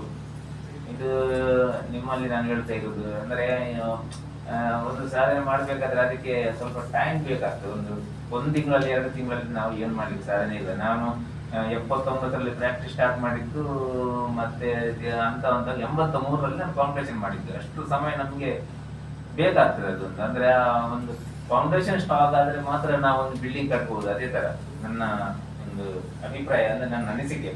ನಾವು ಇಮಿಡಿಯೇಟ್ಲಿ ಈ ಬೇಡದೆಲ್ಲ ನಾವು ತಕೊಂಡು ಮತ್ತೆ ಏನಾದ್ರು ಅಂದ್ರೆ ಒಂದು 4 ಜನ ಹೇಳ್ತಾರೆ ಅವಾಗ ಎಡ್ಡಾದ ಮಾರೆ ಬಾರ್ಸೋಕುಲ್ಲ ಓದು ಗೊಬ್ಬರ ಹೋಗ್ಬಿಡಿ ಹಾಗೆ ಅಂತ ಹೇಳ್ತಾರೆ. ಹೌದು, ಮತ್ತೆ ಏನಾದ್ರೂ ಅದರಲ್ಲಿ ನಿಮ್ಗೆ ಅನಾಹುತ ಎಲ್ಲ ಆದ್ರೆ ಅವರು ಯಾರು ಇರುವುದಿಲ್ಲ, ನೀವೇ ಮತ್ತೆ ಅನುಭವಿಸ್ಬೇಕಾಗ್ತದೆ. ನೀವು ನೋಡಿದಿರಲ್ಲ ಎಲ್ಲ ಕಡೆ. ನಮ್ಮ ಇಲ್ಲಿ ಮಂಗಳೂರಲ್ಲಿ ಒಂದು ಕಾಂಪಿಟೇಷನ್ ಆಗುವುದು ಸ್ಟೇಜ್ ಮೇಲೆ ಒಬ್ಬ ಬಾಡಿ ಬಿಲ್ಡರ್ 2-3 ವರ್ಷ ಮುಂಚೆ. ಬ್ಯಾಂಗ್ಳೂರಲ್ಲಿ ಕೂಡ ಆಯ್ತು. ಮತ್ತೆ ಬೇರೆ ಬೇರೆ ಅವ್ರದ್ದು ಹೆಸರು ಹೇಳಿದ್ರೆ ಅಷ್ಟೇ ಇಷ್ಟ ಇಲ್ಲ, ಯಾಕಂದ್ರೆ ಅದು ನಮ್ಮ ಅನಿಸಿಕೆ ಇರ್ಬೋದು ಅಂತ. ಬಟ್ ಸಾಮಾನ್ಯವಾಗಿ ಆಗಿದೆ, ಮುಂಬೈಲಿ ಕೂಡ ಆಗಿದೆ, ಎಲ್ಲ ಕಡೆ ಆಗ್ತಾ ಉಂಟು. ಅದಕ್ಕೆ ನಿಮ್ಮಲ್ಲೇ ಸ್ವಲ್ಪ ವಿನಂತಿ ಅಂದ್ರೆ ಈ ಇಂಥದ್ದಕ್ಕೆಲ್ಲ ನೀವು ಇದು ಮಾಡಬೇಡಿ. ನೀವು ನ್ಯಾಚುರಲ್ ಫುಡ್ ಅಲ್ಲಿ ಅಥವಾ ನಿಮ್ಗೆ ಇಂಟ್ರೆಸ್ಟ್ ಇದ್ರೆ ಒಳ್ಳೆ ಮಾರ್ಗದರ್ಶನ ತಕೊಂಡು ಯಾರಾದ್ರಿಂದ ಒಳ್ಳೆ ಕೋಚಸ್ ಅಲ್ಲಿ ಸಿಕ್ಕಿದ್ರೆ ನಿಮಗೆ ಒಳ್ಳೆ ಕಾಂಪಿಟೇಷನ್ ಅದು ಮಾಡ್ಬೋದು. ನಾನು ಆವಾಗ ಹೇಳಿದೆ, ಕೇವಲ ಸ್ಪೋರ್ಟ್ಸ್ಗೆ ಅಂತಲೇ ನೀವು ಇದು ಹೇಳ್ಬೇಕು. ನಿಮ್ಮ ಯಾವುದೇ ಪ್ರತಿಭೆ ಇರ್ಬೋದು ನಿಮ್ಮಲ್ಲಿ, ಬೇರೆ ಬೇರೆ ನಾನಾ ರೀತಿಯ ಪ್ರತಿಭೆ ಎಲ್ಲದೇ ಇರ್ತದೆ. ಆದ್ರೆ ಅದು ಕೆಲವರಿಗೆಲ್ಲ ನಾವು ಸಾಮಾನ್ಯವಾಗಿ ನಾನು ನೋಡ್ತಾ ಇದ್ದೀನಿ, ಕಾಲೇಜ್ ಲೆವೆಲ್ ಅಲ್ಲಿ ಇರುವಾಗ, ಕಾಲೇಜ್ ಹೈಸ್ಕೂಲ್ ಅಲ್ಲಿ ಇರುವಾಗ ಅವ್ರಿಗೆ ಒಳ್ಳೆ ಪ್ರೋತ್ಸಾಹ ಕೊಡ್ತಾರೆ. ಅಲ್ಲಿ ಕಾಲೇಜ್ ಅವರ ಆಕ್ಟಿವಿಟಿ ಮಾಡಿದ್ದು ಅಥವಾ ಬೇರೆಯವರು ಒಳ್ಳೆ ಮಾಡ್ತಾರೆ. ಅವ್ರು ಹೇಳ್ತಾರೆ ಬಿಟ್ಟು ಮಾಸ್ಟರ್ ಈ ಹುಡುಗ ಒಳ್ಳೆ ಚೆನ್ನಾಗಿದ್ದಾನೆ, ಇವನು ಮುಂದೆ ಬರ್ಬೋದು ಹಾಗೆ ಅಂತ. ಬಟ್ ಯಾವಾಗ ಅಲ್ಲಿ ಒಂದು ಕಾಲೇಜ್ ಮುಗೀತು ಅಂದ್ರೆ ಸ್ಟಾಪ್ ಮಾಡಿಬಿಡ್ತಾರೆ. That is the main problem. ಯಾಕಂದ್ರೆ ಅಲ್ಲಿಂದಲೇ ಮುಂದೆ ಹೋಗುವ ಚಾನ್ಸಸ್ ಸಿಗೋದು ಜಾಸ್ತಿ. ಅಲ್ಲಿ ತನಕ ಬಂದಿದ್ದೀರಾ, ಅದನ್ನು ನೀವು ಕಂಟಿನ್ಯೂ ಮಾಡಬೇಕು. ಅದನ್ನು ಕಂಟಿನ್ಯೂ ಮಾಡಿದ್ರೇನೆ ಮತ್ತೆ ನಿಮ್ಗೆ ಒಂದು ಅಂದ್ರೆ ನಿಮ್ಮ ಕಾಲ ಮೇಲೆ ನಿಮ್ಗೆ ನಿಲ್ಲಿಕ್ಕಾಗ್ತದೆ. ಅಲ್ಲಿ ನಿಮ್ಗೆ ಕೋಚ್ ಇದ್ದಾರೆ ಎಲ್ಲ ಮಾಡಿ ಮತ್ತೆ ನೀವು ಸ್ವತಃ ಮಾಡ್ತಾ ಹೋದ್ರೆ ಖಂಡಿತವಾಗಿ ಒಂದಲ್ಲ ಒಂದು ದಿವಸ ಏನಾದ್ರೂ ಸಾಧನೆ ಮಾಡಿ ಒಳ್ಳೆ ರೀತಿಯಲ್ಲಿ ನಮ್ಮ ಪ್ರತಿಭಾಗಿ ನಾವು ಹೇಳುದು ನಮ್ಮ ಜೀವನದಲ್ಲಿ ಒಂದು ಶಿಸ್ತು ಬರ್ತದೆ. ಒಂದು ಶಿಸ್ತಿನಿಂದ ಇರ್ಬೇಕು ಎಲ್ಲರ ನಮ್ಮ ಕ್ರೀಡೆ ಅಂದ್ರೆ ಅಥವಾ ಕ್ರೀಡೆಯಲ್ಲಿ ನಮ್ಗೆ ಜಾಸ್ತಿ ಜನರದ್ದು ಪರಿಚಯ ಆಗುದು. ಅದ್ರಲ್ಲಿ ಜಾತಿ ಧರ್ಮ ಮತ ಅಂತ ಯಾವುದೂ ಇಲ್ಲ. ನಮ್ಮೆಲ್ಲರೂ ಒಟ್ಟಿಗೆ ನಾವು ಎಲ್ಲಿ ಸ್ಪೋರ್ಟ್ಸ್ ಮಾಡ್ತೇವೆ. ಸ್ಪೋರ್ಟ್ಸ್ ಅಂದ್ರೆ ನಮ್ಗೆ ಅಂದ್ರೆ ಜೀವ ಅಂದ್ರೆ ಸ್ಪೋರ್ಟ್ಸ್ ಒಂದು ಜೀವ ನಮ್ಗೆ. ಅದಕ್ಕೆ ಒಂದು ಸಿಸ್ಟಮ್ಯಾಟಿಕ್ ಆಗಿ ನಾವು ಏನು ಮಾಡಿದ್ರೆ ನಮ್ಮ ಆರೋಗ್ಯದ ಒಂದು ಇತಿಮಿತಿಯನ್ನು ಅರಿತು ಅದರಲ್ಲಿ ನಾವು ಈ ತರ ಒಂದು ನಿಮ್ಮಲ್ಲಿ ವಿನಂತಿ, ಮುಂದಿನ ದಿನಗಳಲ್ಲಿ ನೀವು ಒಳ್ಳೆ ರೀತಿಯಿಂದ ಅಂದ್ರೆ ನೀವು ವಿದ್ಯಾಭ್ಯಾಸದ ಜೊತೆಗೆ ವಿದ್ಯಾಭ್ಯಾಸ ಬೇಕು. ಈಗಿನ ಕಾಲದಲ್ಲಿ ವಿದ್ಯಾಭ್ಯಾಸ ಬಹಳ ಪ್ರಾಮುಖ್ಯವಾದದ್ದು. ನನ್ನಲ್ಲಿ ಕೂಡ ಹಾಗೆ ಆಯ್ತು. ವಿದ್ಯಾಭ್ಯಾಸ ಮಾಡಿರ್ಲಿಲ್ಲ ನಾನು, ವಿದ್ಯಾಭ್ಯಾಸನೇ ಕಂಟಿನ್ಯೂ ಮಾಡ್ತಿದ್ರೆ ಸರ್ ನಾನು ಅದರ ಸ್ಪೋರ್ಟ್ಸ್ ಮಾಡ್ಲಿಕ್ಕೆ ಆಗ್ತಿರ್ಲಿಲ್ಲ, ಏನು ಗೊತ್ತಿಲ್ಲ. ಬಟ್ ಇಲ್ಲ ನಾನು ಬಂದ ನಂತರ ಮತ್ತೆ ನಾನು ಅದರ ಬಗ್ಗೆ ತುಂಬಾ ಜನ ಹೇಳಿದ್ರು, ನೀವು ಸ್ವಲ್ಪ ಏನಾದ್ರು ಕಂಟಿನ್ಯೂ ಮಾಡಿ, ಎಜುಕೇಶನ್ ಕಂಟಿನ್ಯೂ ಮಾಡಿ, ನಿಮಗೆ ಪ್ರಮೋಷನ್ ಗೆಲ್ಲ ಚಾನ್ಸ್ ಆಗ್ತದೆ ಅಂತ. ಅದರ ಬಗ್ಗೆ ಆ ಬುಕ್ಕೆ ನೋಡಿಲ್ಲ, ಅದು ಏನೋ ನನಗೆ ಅದರಲ್ಲಿ ಇದೇ ಇರ್ಲಿಲ್ಲ. ಅಂದ್ರೆ ಇಂಟ್ರೆಸ್ಟ್ ಇದ್ದದ್ದೇ ಸ್ಪೋರ್ಟ್ಸ್ ಅಲ್ಲಿ. ಸೊ ಓದುದು ಅಂದ್ರೆ ಬೇಡ ಅಂತ ಮತ್ತೆ ಲಾಸ್ಟಿಗೆ ನಾವು ಮುಂಚೆ ಒಂದು 5 ವರ್ಷ ಮುಂಚೆ ಎಲ್ಲ ಒತ್ತಾಯ ಮಾಡಿ ಹೇಳಿದ್ರು, ಪ್ರಮೋಷನ್ ಆದ್ರೆ ನಿಮ್ಗೆ ಪೆನ್ಷನ್ ಅಲ್ಲಿ ಸ್ವಲ್ಪ ಜಾಸ್ತಿ ಬರಲ್ಲ ಅಂತ. ಆವಾಗ ಅದದ್ದು ಪರಿಸ್ಥಿತಿ ನನಗೆ ಯಾರಿಗೆ ಹೇಳುದಿಲ್ಲ ಬೇಡ ಅಂತ ಹೇಳಿದ್ರೆ ಹೋದೆ ಅಲ್ಲಿ ರೇಮಂಡ್ ಸ್ಕೂಲ್ ಅಲ್ಲಿ. ಅದು ಆ ಸ್ಟೇಟ್ ಬೋರ್ಡ್ ಉಂಟಲ್ಲ, ಅದರಲ್ಲಿ ಅಪ್ಲಿಕೇಶನ್ ತಕೊಂಡು ಅದೊಂದು ಅಲ್ಲಿ ಫಸ್ಟಿಗೆ ಇಷ್ಟು ಬುಕ್ ಕೊಟ್ಟರು ನನಗೆ ನೋಡಿದ್ರೆ ದೇವ್ರ ನಾನು ಬೆಳಿಗ್ಗೆ ಉದಾಹರಣೆ ಓದಿದ್ರೆ ಸಾಯಂಕಾಲ ನೆನಪಿಲ್ಲ ನನಗೆ ಏನಿದೆ ಅಂತ ಇಷ್ಟು ಬುಕ್ ಕೊಟ್ಟು ಬಂದು ತಂದು ಮನೇಲಿ ಹಾಕ್ಬಿಟ್ಟೆ ನಾನು ನೆನಪೇ ಇಲ್ಲ. ಮತ್ತೆ ಪ್ರತಿ ಸಂಡೆ ನನಗೆ ಕ್ಲಾಸ್ ಇತ್ತಲ್ಲ ಸರ್ ಹೋಗ್ಬೇಕಂತ ಪ್ರತಿ ಸಂಡೆ ನಂದು ಸ್ಪೋರ್ಟ್ಸ್ ಮತ್ತೆ ಅಲ್ಲಿ ಫಂಕ್ಷನ್ ನಾನು ಹೋಗ್ಲೇ ಇಲ್ಲ. ಲಾಸ್ಟಿಗೆ 2 ತಿಂಗಳಾಗ ಹೋಗಿ ಹೇಳಿದ್ರು ನಿಮ್ಗೆ ಒಳ ಟಿಕೆಟ್ ಎಲ್ಲ ಕೊಡ್ಲಿಕ್ಕೆ ಉಂಟು ನೀವು ಬರಬೇಕು ಮತ್ತೆ ನೀವು ಸರಿ ಬಂದೆ ಟಿಕೆಟ್ ತಕೊಂಡು ಅಲ್ಲಿ ಕದ್ರಿ ನಮ್ಮ ಗವರ್ಮೆಂಟ್ ಸ್ಕೂಲ್ ಉಂಟು ಅಲ್ಲಿ ಟೆಂಪಲ್ಗೆ ಹೋಗುವಾಗ ಅಲ್ಲಿ ನನಗೆ ಎಕ್ಸಾಮ್ ಆಲ್ರೆಡಿ ನನಗೆ ಗೊತ್ತಿತ್ತು ನಾನು ಪಾಸ್ ಆಗೋ ಚಾನ್ಸೇ ಇಲ್ಲ ಅಂತ 100%. ನಾನು ಓದ್ಲಿ ಎಲ್ಲ ಏನೊಂದು ಮತ್ತೆ ನಾನು ಒಂದು 14 ದಿವಸ ರಜೆ ಆಗ್ಬೇಕು ಬ್ಯಾಂಕಲ್ಲಿ ಅದನ್ನು ಪ್ರಾಬ್ಲಮ್ ಉಂಟು. ನಾವು ಡೈರೆಕ್ಟ್ ಆಗಿ ಎಕ್ಸಾಮ್ ಬರ್ಲಿಕ್ಕಿಲ್ಲ, ನೀವು ರಜೆ ಆಗದೆ ಎಕ್ಸಾಮ್ ಬರೆದ್ರೆ ಕೆಲಸದಿಂದ ಡಿಸ್ಮಿಸ್. ಅದಕ್ಕೊಂದು 3 ವಾರ ರಜೆ ಹಾಕಿದೆ ಮತ್ತೆ ಓದ್ಲಿಕ್ಕೆ ಸ್ಟಾರ್ಟ್ ಮಾಡಿದೆ. ಏನು ಓದ್ ಆಗ್ತಾನೆ ಆಗ್ತಾ ಇರಲಿಲ್ಲ. ಮತ್ತೆ ಏನೆಲ್ಲ ನೋಡ್ ಮಾಡಿ ಏನು ಮಾಡಿ ಬರದೆ ಅಲ್ಲಿ ಓದಿ ಫಸ್ಟ್ ಅಟೆಂಪ್ಟ್ ಅಲ್ಲಿ ನಾನು ಪಾಸ್. ನನಗೆ ಆಶ್ಚರ್ಯ ಆಯ್ತು, ದೇವ್ರಿಗೆ ನಾನು ಪಾಸ್ ಆದೆ. ಅದ್ರಲ್ಲೂ ಕೂಡ ಯಾರೋ ಒಂದು ಪುಣ್ಯಾತ್ಮ ಇಂಗ್ಲಿಷಲ್ಲಿ 35 ಕೊಟ್ಬಿಡ್ತಾರೆ. 1 ಮಾರ್ಕ್ಸ್ ಕಮ್ಮಿ ಇದ್ರೆ ನನಗೆ ಫೈಲ್. ಸೊ ಅಲ್ಲಿಂದ ಪ್ರಮೋಷನ್ ಆಯ್ತು ನೋಡಿ. ನಾನು ಯಾಕೆ ಹೇಳ್ತೇನೆ, ಅಲ್ಲಿ ಒಂದು ಪ್ರಮೋಷನ್ ಆಯ್ತು. ಪ್ರಮೋಷನ್ ಆದ್ರೆ ನನಗೆ ಸ್ಯಾಲರಿ ಇನ್ಕ್ರೀಸ್ ಆದ್ಮೇಲೆ ಈಗ ಪೆನ್ಷನ್ ನನಗೆ ಜಾಸ್ತಿ ಮಾಡಿ ಇದು ಎಲ್ಲಿಂದ ಇಲ್ಲಿಗೆ ತನಕ ಹೋಗ್ತದೆ ಅಂದ್ರೆ ಆಕ್ಚುಲಿ ಅದನ್ನು ಬಿಟ್ಟು ನನಗೆ ಪೆನ್ಷನ್ ಕೂಡ ಕಮ್ಮಿ ಇತ್ತು, ಸ್ಯಾಲರಿ ಕೂಡ ಕಮ್ಮಿ ಇತ್ತು. ಒಂದು ಏನೋ ಆಯ್ತು, ಅದು ಕೂಡ ಸಾಧನೆ ಅಂತ ಹೇಳ್ಬೋದು. ನಮ್ದು ಏನಿಲ್ಲ ಅದಕ್ಕೆ ನಾನು ಹೇಳುದು ಎಜುಕೇಶನ್ ಬೇಕು ಬೇಡ ಅಂತಲ್ಲ. ಎಜುಕೇಶನ್ ಈಗ ಇಂಪಾರ್ಟೆಂಟ್. ಎಜುಕೇಶನ್ ಜೊತೆಯಲ್ಲಿ ಸ್ವಲ್ಪ ನಿಮ್ಗೆ ಈಗ ಫೆಸಿಲಿಟಿ ತುಂಬಾ ಉಂಟು ಎಲ್ಲ ಕಡೆ. ಈಗ ಕಾಲೇಜಲ್ಲಿ ಕೂಡ ಒಳ್ಳೆ ಸ್ಪೋರ್ಟ್ಸ್ಗೆ ಸಪೋರ್ಟ್ ಮಾಡ್ತಾ ಇದ್ದಾರೆ. ನಮ್ಮ ಗ್ರೌಂಡ್ ನೋಡಿ, ಮುಂಚೆ ನಮ್ಮ ಈ ಸ್ಟೇಡಿಯಂ ಅಲ್ಲಿ ಇದ್ದರೆ ನೋಡ್ತಿರಲ್ಲ ಎಷ್ಟು ಒಂದು ಕಷ್ಟ ಇತ್ತು. ಆ ಟೈಮಲ್ಲಿ ಕೂಡ ನಮ್ಮಲ್ಲಿ 7-8 ಜನ ನ್ಯಾಷನಲ್ ಚಾಂಪಿಯನ್ಶಿಪ್ ಇತ್ತು. ಆನಂದ್ ಶೆಟ್ಟಿ ಒಂದು ಇನಿಷಿಯಲ್ ಸ್ಟೇಜಸ್ ಗಳಲ್ಲಿ ಆಗ ನೀವು ಕಷ್ಟದಲ್ಲಿದ್ರಿಂದ ಈಗಿನ ಮಕ್ಕಳೆಲ್ಲ ಜಿಮ್ಮಿಗೆ ಹೋಗೋರು ವಿಟಮಿನ್ಸ್ ಯೂಸ್ ಮಾಡ್ತಾರೆ. ನೀವು ಆಕ್ಚುಲಿ ನ್ಯಾಚುರಲ್ ಆಗಿ ಯಾವ ಫುಡ್ ತಿಂತಾ ಇದ್ರಿ ಸರ್? ಈಗ ಬಾಡಿ ಬಿಲ್ಡಿಂಗಿಗೆ ಅಂತ ಹೇಳಿದ್ರೆ ಸ್ವಲ್ಪ ಪ್ರೋಟೀನ್ಸ್ ಎಲ್ಲ ಬೇಕಾಗ್ತದೆ, ದೇಹದಾಢ್ಯಕ್ಕೆ ನಿಮಗೆ ಪ್ರೋಟೀನ್ಸ್ ಬೇಕಾಗಿ ಯಾವ ಫುಡ್ ನಿಮಗೆ ಆಗ ಅವೈಲೇಬಿಲಿಟಿ ಇತ್ತು, ಯಾವ್ದ್ರಲ್ಲಿ ನೀವು ಅದರ ಸಸ್ಟೈನ್ ಮಾಡಿದ್ರಿ? ನೋಡಿ, ನಾನು ಜಾಸ್ತಿಯಾಗಿ ಯೂಸ್ ಮಾಡ್ತಿದ್ದೆ ಚಪಾತಿಯನ್ನು ಯೂಸ್ ಮಾಡ್ತಿದ್ದೆ. ಮತ್ತೆ ನಾವು ಹೊರಗಡೆ ಇಲ್ಲಿ ಎಲ್ಲಾದ್ರೂ ಈಗ ಒಂದು ಎಳ್ನೀರು ಕುಡಿದ್ರೆ ನಾವು ಎಳ್ನೀರಲ್ಲಿ ದಪ್ಪ ಎಷ್ಟು ಅದರಲ್ಲಿ ಬರ್ತಾ ಅಷ್ಟು ಅದನ್ನು ತಗೊಳ್ತಿದ್ವಿ. ಈಗ ನೋಡಿ ನಾನು ನೀರು ಮಾತ್ರ ತಗೊಳ್ತೀವಿ ಅಲ್ವಾ? ಅದ್ರಲ್ಲಿ ದಪ್ಪಕ್ಕೆ ಅಲ್ಲಿ ಓಪನ್ ಮಾಡಿ ಅಲ್ಲಿ ಅದಕ್ಕೆ ಬನಾನಾ ಕಟ್ ಮಾಡಿ ಹಾಕಿ ಅದನ್ನ ಬಜ್ಜಿಲ್ ಅಂತ ಬರ್ತಾರಲ್ಲ ನಮ್ಮಲ್ಲಿ ಅವಲಕ್ಕಿ, ಅದನ್ನೇ ಮಿಕ್ಸ್ ಮಾಡಿ ನಾವು ತಿಂತಾ ಇದ್ವಿ. ಅದೊಂದು ಕಾಂಕ್ರೀಟ್ ತರ ಗಟ್ಟಿ ಒಂದರ. ಆನಂತರ ಕಡಲೆಗಳನ್ನು ಇದಕ್ಕೆ ನೀರಲ್ಲಿ ಹಾಕಿ ಅದನ್ನು ಅರ್ಲಿ ಮಾರ್ನಿಂಗ್ ಅದನ್ನು ತಿಂತಿದ್ವಿ. ಮತ್ತೆ ಹಾಲು ಹೈಯೆಸ್ಟ್, ಮತ್ತೆ ಊರಿನ ಮೊಟ್ಟೆ. ಈಗ ಸಿಗ್ತದಂತ ಹೇಳ್ತಾರೆ, ಗೊತ್ತಿಲ್ಲ. ಕಲರ್ ನಾಟಿ ಕೋಳಿದ್ದು ಅಂತದಲ್ಲಿ ಜಾಸ್ತಿ. ಅಂದ್ರೆ ನಾಟಿ ಕೋಳಿದ್ದು ಮೊಟ್ಟೆ ನಾನು ಹೈಯೆಸ್ಟ್ ತಿಂದೆ. ಅಂದ್ರೆ ಯಾರ್ಯಾರು ನಮ್ಗೆ ತಂದು ಕೊಡ್ತಿದ್ರು, ಒಂದು ತುಂಬಾ ಜನ ಇದೆ ಅಲ್ಲೇ ಅಕ್ಕಪಕ್ಕದ ಊರಲ್ಲಿ ಇದ್ದವರೆಲ್ಲ ಮಂಗಳೂರಿಗೆ ತಂದು ಕೊಡ್ತಿದ್ರು. ನಿಮ್ಗೆ ಒಂಥರ ಆ ತರದ ಫುಡ್ ಎಲ್ಲ ತಗೊಳ್ತಿದ್ರು ಜಾಸ್ತಿ. ಅಂದ್ರೆ ನ್ಯಾಚುರಲ್ ಫುಡ್ ಮತ್ತೆ ತರಕಾರಿ ಜಾಸ್ತಿ ಯೂಸ್ ಮಾಡ್ತಿದ್ದೆ ನಾವು. ಸೊಪ್ಪು, ಗೆಡ್ಡೆಗೆಣಸು ಇದೆಲ್ಲ ನಮ್ಗೆ. ಮತ್ತೆ ಬೇರೆ ನಮ್ಗೆ ಇರ್ಲಿಲ್ಲ. ಒಂದು ಇನ್ನೊಂದು ನಮ್ಗೆ ಆದ ಟೈಮಲ್ಲಿ ಬೇರೆ ಯೂಸ್ ಮಾಡಲಿಕ್ಕೆ ದುಡ್ಡು ಕೂಡ ಇಲ್ಲ. ನಾನು ಯಾಕೆ ಕೇಳಿದೆ ಅಂತ ಹೇಳಿದ್ರೆ, ಈಗ ದುಡ್ಡು ಉಂಟು, ಅವೈಲೇಬಿಲಿಟಿ ಉಂಟು, ಅದು ಒಳ್ಳೇದ ಅಲ್ಲ ಅಥವಾ ಈ ನ್ಯಾಚುರಲ್ ಫುಡ್ಸ್ ಇಂದಾನೆ ನಾವು ದೇಹನ ಮೇಂಟೈನ್ ಮಾಡೋದು ಒಳ್ಳೇದ ಅಂತ ನಾನು ನ್ಯಾಚುರಲಿ ಮಾಡೋದು ಒಳ್ಳೇದು ಸರ್. ಮಲ್ಟಿ ಅಂದ್ರೆ ಏನ್ ಗೊತ್ತಿಲ್ಲ, ಒಂದು ಬೆಲೂನಿಗೆ ನೀವು ಗಾಳಿ ಹಾಕಿದಾಗ ಅಷ್ಟೇ ಅದು ಒಂದು ಬೆಲೂನ್ ಎಷ್ಟು ದಿವಸ ಇರ್ಬೋದು, ಮತ್ತೆ ನಿಧಾನಕ್ಕೆ ಅದು ಕಮ್ಮಿ ಆಗ್ತದೆ. ಅದೇ ತರ ಮಲ್ಟಿ ಅಂದ್ರೆ ಈಗ ಒಂದ್ಸರಿ ನಿಮ್ಗೆ ಒಂದ್ಸರಿ ನೋಡ್ಲಿಕ್ಕೆ ನಾವು ಖುಷಿ ಆಗುತ್ತೆ, ಬಟ್ ಕ್ರಮೇಣ ಈಗ ನಾನು ಸ್ಟಾರ್ಟ್ ಮಾಡಿ 45 ವರ್ಷದಿಂದ ನಾನು ಸ್ವಲ್ಪ ಆದ್ರೂ ಮೇಂಟೈನ್ ಮಾಡಿದೆ ಅಂತ ಹೇಳಿದ್ರೆ ನಾನು ನ್ಯಾಚುರಲ್ ಫುಡ್ ಇದ್ದ. ಇನ್ನೊಂದು ಪ್ರಶ್ನೆ, ತಪ್ಪು ತಿಳಿಬೇಡಿ, ನಿಮ್ಮ ನೋಡೋ ನಮಗೂ ನಾಚಿಕೆ ಆಗ್ತದೆ, ಬಟ್ ನಿಮಗೆ ಏಜ್ ಏನಾಗಿರ್ಬೋದು ಸರ್? ಈಗ ಗೊತ್ತಿಲ್ಲ. ನಮ್ಗೆ ಬ್ಯಾಂಕ್ ಅಲ್ಲಿ ನಮ್ಗೆ ರಿಟೈರ್ 60 years. ನಾನು ರಿಟೈರ್ಡ್ ಆಗಿ 1 ವರ್ಷ ಆಯ್ತು.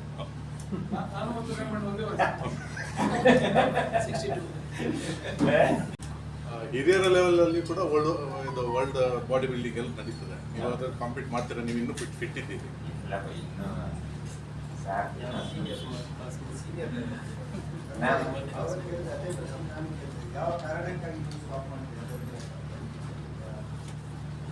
ಕಾರಣಕ್ಕೆ ಅಂತಲ್ಲ, ನನಗೆ ಸಾಕಂತ ಅನಿಸ್ತದೆ. ಈಗ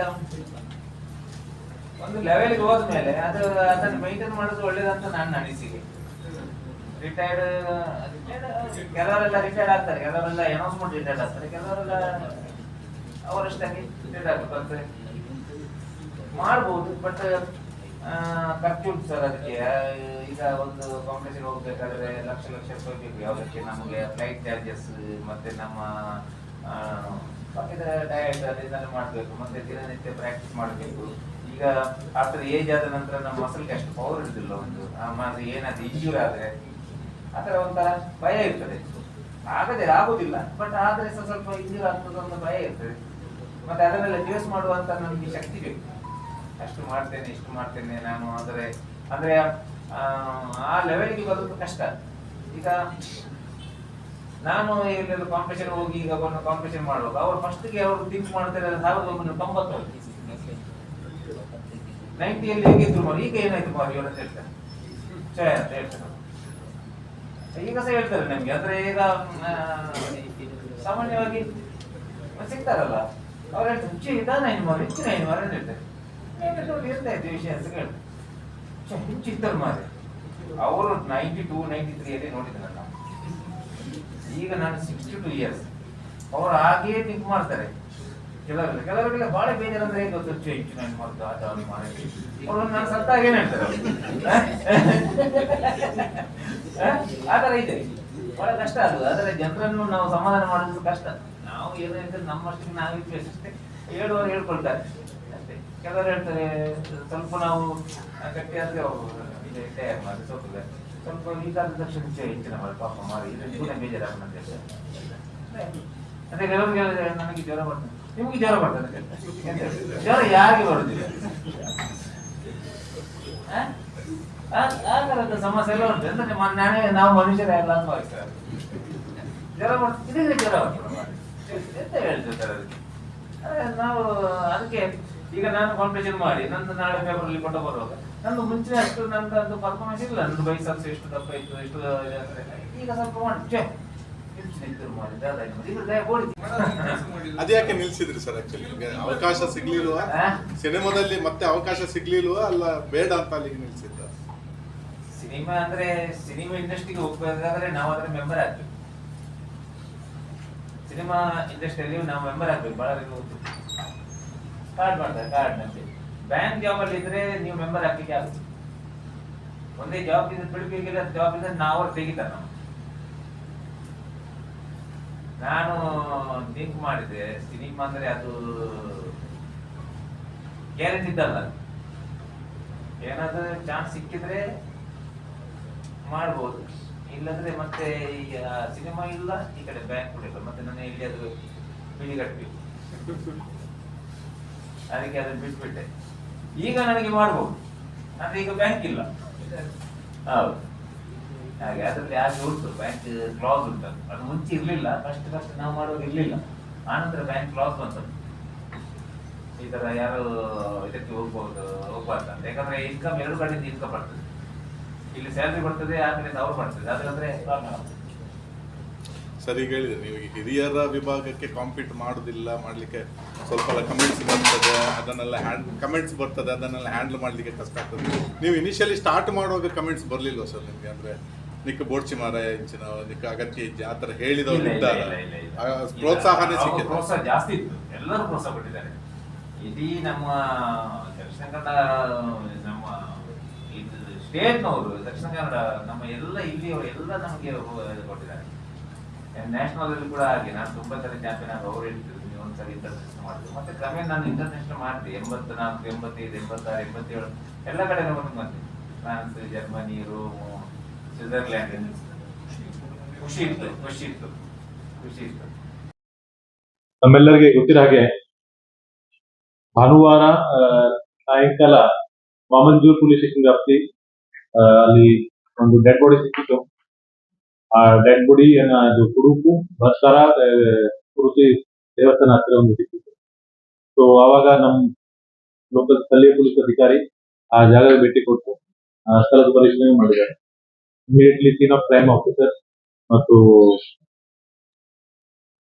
ಫಾರೆನ್ಸಿಕ್ ಟೀಮ್ ಕೂಡ ಅಷ್ಟರಲ್ಲಿ ಭೇಟಿ ಕೊಟ್ಟಿದ್ದಾರೆ. ಅವಾಗ ಆ ಬಾಡಿಗೂ ನಾವು ಪರಿಶೀಲನೆ ಮಾಡಿದ್ವಿ. ಬಾಡಿ ಮೇಲೆ ಕೆಲವು ಇಂಜರಿ ಮಾಡ್ತಿದ್ವಿ, ಆದ್ರೆ ಅದು ಸ್ಪಷ್ಟವಾಗಿರ್ಲಿಲ್ಲ. ಸೊ ಅವಾಗ ನಾವು ಒಂದು ಸಸ್ಪೆಕ್ಟ್ ಡೆತ್ ಅಂತ ಕೇಸ್ ದಾಖಲು ಮಾಡಿ ಆ ಕೇಸ್ ತನಿಖೆ ಪ್ರಾರಂಭ ಮಾಡಿದ್ವಿ. ತನಿಖೆ ಸಮಯದಲ್ಲಿ ನಮಗೆ ಕೆಲವು ಡೀಟೇಲ್ಸ್ ಸಿಕ್ಕಿತ್ತು, ಆದ್ರೆ ಅವಾಗ ವಿಕ್ಟಿಮ್ ಯಾರು ಅದರ ಬಗ್ಗೆ ನಮಗೆ ಮಾಹಿತಿ ಇರಲಿಲ್ಲ. ಜೊತೆಗೆ ಯಾವ ರೀತಿ ಅವ್ರಿಗೆ ಹೊಡೆದಿದ್ದಾರೆ, ಯಾವ ರೀತಿ ಫೌಲ್ ಪ್ಲೇ ಆಗಿದೆ ಅದರ ಬಗ್ಗೆ ಮಾಹಿತಿ ಇರಲಿಲ್ಲ. ಸೊ ಮಂಡೇ ನಾವು ಈ ಕೇಸ್ ತನಿಖೆಯನ್ನ ಪ್ರಾರಂಭ ಮಾಡಿದ್ವಿ. ಸೊ ನಾವು 2 ಡೈರೆಕ್ಷನ್ ಅಲ್ಲಿ ಕೇಸ್ ತನಿಖೆ ಮಾಡಿದ್ವಿ. ಒಂದು ವಿಕ್ಟಿಮ್ ಐಡೆಂಟಿಟಿ ಎಸ್ಟಾಬ್ಲಿಷ್ ಮಾಡಲಿಕ್ಕೆ, ವಿಕ್ಟಿಮ್ ಯಾರು, ಅಲ್ಲಿ ಹೇಗೆ ಬಂದ್ರು ಅವರು. ಎರಡನೇದು ಅವ್ರ ಮೇಲೆ ಹಲ್ಲೆ ಯಾವ ರೀತಿ ಆಯ್ತು, ಯಾಕೆ ಆಯ್ತು. ಸೊ ಮಧ್ಯಾಹ್ನ ನಂತರ ನಮ್ಗೆ ಕೆಲವು ಇದರ ಬಗ್ಗೆ ಮಾಹಿತಿ ಬರೋದು ಸ್ಟಾರ್ಟ್ ಆಯ್ತು. ಸೊ ಆ ದಿವಸ ಅಲ್ಲಿ ದೇವಸ್ಥಾನ ಹತ್ರ ಒಂದು ಕ್ರಿಕೆಟ್ ಟೂರ್ನಮೆಂಟ್ ನಡೀತಾ ಇತ್ತು. ಸೊ ಕ್ರಿಕೆಟ್ ಟೂರ್ನಮೆಂಟ್ ಅಲ್ಲಿ ಬಹುಶಃ ಕೆಲವು ಮಾತು ಮೇಲೆ ಜಗಳ ಆಗಿದೆ ಮತ್ತು ಅವರಿಗೆ ಕೆಲವು ಜನ ಸೇರಿ ಹೊಡೆದಿದ್ದಾರೆ, ಆ ರೀತಿ ನಮ್ಗೆ ಅನಿಸಿದೆ. ನಂತರ ನಾವು ವೆನ್ಲಾಕ್ ಹಾಸ್ಪಿಟಲ್ ಅಲ್ಲಿ ಆ ಬಾಡಿಗೂ ಲೋಕಲ್ ಡಾಕ್ಟರ್ಸ್ ಇಂದ ಮುಖಾಂತರ ಒಂದು ಪೋಸ್ಟ್ ಮಾರ್ಟಮ್ ಮಾಡ್ತಿದ್ವಿ. ಆ ಪೋಸ್ಟ್ ಮಾರ್ಟಮ್ ಸಮಯದಲ್ಲಿ ಅವ್ರ ಮೇಲೆ ಬಾಡಿ ಇಂಟರ್ನಲ್ ಅವ್ರಿಗೆ ಸಾಕಷ್ಟು ಕಡೆ ಬಿದ್ದಿತ್ತು, ಬ್ಯಾಕ್ ಸೈಡ್ ಮತ್ತು ಬಟಕ್ಸ್ ಮೇಲೆ. ಸೊ ಕೆಲವು ಪ್ರೈವೇಟ್ ಪಾರ್ಟ್ಸ್ ಅಲ್ಲಿ ಕೂಡ ಇಂಜರಿ ಇತ್ತು. ಸೊ ನಂತರ ಬ್ಲಡ್ ಹೆಮರೇಜ್ ಆಯ್ತು. ನಂತರ ಅವ್ರಿಗೆ ಶಾಕ್ ಇಂದ ಡೆತ್ ಆಗಿದೆ ಅಂತ ನಮ್ಗೆ ಡಾಕ್ಟರ್ಸ್ ಪ್ರಿಲಿಮಿನರಿ. ನಂತರ ಈ ಮಾಹಿತಿ ಆಧಾರ ಮೇಲೆ ಆ ಕೇಸ್ಗೆ ನಾವು ಮರ್ಡರ್ ಕೇಸ್ ಕನ್ವರ್ಟ್ ಮಾಡಿದ್ವಿ. ನಂತರ ನಮ್ಮ ಎರಡನೇ ಟೀಮ್ ಆರೋಪಿಗಳು ಯಾರ್ಯಾರು ಮತ್ತು ಆ ದಿವಸ ಅಲ್ಲಿ ಏನ್ ನಡೀತು ಅದರ ಬಗ್ಗೆ ಪರಿಶೀಲನೆ ಮಾಡಿದ್ವಿ. ಸೊ ಇಮಿಡಿಯೇಟ್ ಇನ್ಫಾರ್ಮೇಶನ್ ಪ್ರಕಾರ ಮಧ್ಯಾಹ್ನ ಆ ದಿವಸ 3 ಗಂಟೆಗೆ ಕ್ರಿಕೆಟ್ ನಡೆಯುವಾಗ ಈ ವಿಕ್ಟಿಮ್ ಅಲ್ಲಿ ರೀಚ್ ಆಗ್ತಾರೆ. ಆವಾಗ ಒಂದು ಮಾತು ಮೇಲೆ ಅಲ್ಲಿ ಸಚಿನ್ ಒಬ್ಬ ಆರೋಪಿ, ಅವ್ರ ಜೊತೆಗೆ ಅವ್ರದ್ದು ಜಗಳ ಆಗ್ತದೆ. ಸಚಿನ್ಗೆ ಜಗಳ ನೋಡಿ ಅವರು ಸಹಚರಿಗಳು ಕೂಡ ಅವ್ರಿಗೆ ಜಾಯಿನ್ ಮಾಡ್ತಾರೆ. ಆಮೇಲೆ ಅವ್ರ ಮೇಲೆ ಕೈ ಕಾಲಿಂದ ಹಲ್ಲೆ ಮಾಡ್ತಾರೆ. ಒಂದು ದೊಣ್ಣೆ ಇರ್ತದೆ, ಆ ದೊಣ್ಣೆಯಿಂದ ಅವ್ರು ಕೂಡ ಬೆಕ್ ಮೇಲೆ ಹಲ್ಲೆ ಮಾಡ್ತಾರೆ. ನಂತರ ಅವರು ಅಲ್ಲಿಂದ ಓಡಿ ಹೋಗೋ ಪ್ರಯತ್ನ ಮಾಡ್ತಾರೆ. ಆ ಸಮಯದಲ್ಲಿ ಇನ್ನೂ ಸಾಕಷ್ಟು ಜನ ಅವ್ರಿಗೆ ಜಾಯಿನ್ ಮಾಡಿ ಅವ್ರ ಮೇಲೆ ಹಲ್ಲೆ ಮಾಡ್ತಾರೆ. ಮಾಹಿತಿ ಪ್ರಕಾರ ಸುಮಾರು ಒಂದು 30 ಜನ ಈ ರೀತಿ ಸೇರಿ ಅವ್ರ ಮೇಲೆ ಹಲ್ಲೆ ಮಾಡಿದ್ದಾರೆ ಮತ್ತು ಆ ಹಲ್ಲೆಗೆ ಶಾಕ್ ದಿಂದ ಅವರು ತೀರ್ಕೊಂಡಿದ್ದಾರೆ. ಸೊ ಮಾಮಂಜೂರ್ ಪೊಲೀಸ್ ಸ್ಟೇಷನ್ ಅಲ್ಲಿ ಕ್ರೈಮ್ ನಂಬರ್ 37/25 ಕೇಸ್ ದಾಖಲು ಮಾಡಿದ್ದೀವಿ. ಈ ಕೇಸಲ್ಲಿ ನಾವು ಈಗ 25 ಜನ ಆರೋಪಿಗಳಿಗೆ ಐಡೆಂಟಿಫೈ ಮಾಡಿದ್ವಿ, ಹೆಚ್ಚು ಐಡೆಂಟಿಫೈ ಮಾಡಿದ್ವಿ. ಈಗಾಗಲೇ 15 ಜನರಿಗೆ ನಾವು ವಶಪಡಿಸ್ಕೊಂಡಿದ್ದೀವಿ. ಅವ್ರಿಗೆ ಈಗ ನಾವು ಜುಡಿಷಿಯಲ್ ಕಸ್ಟಡಿ ಕಳಿಸ್ಲಿಕ್ಕೆ ಪ್ರೊಸೀಜರ್ ಮಾಡ್ತಾ ಇದ್ದೀವಿ.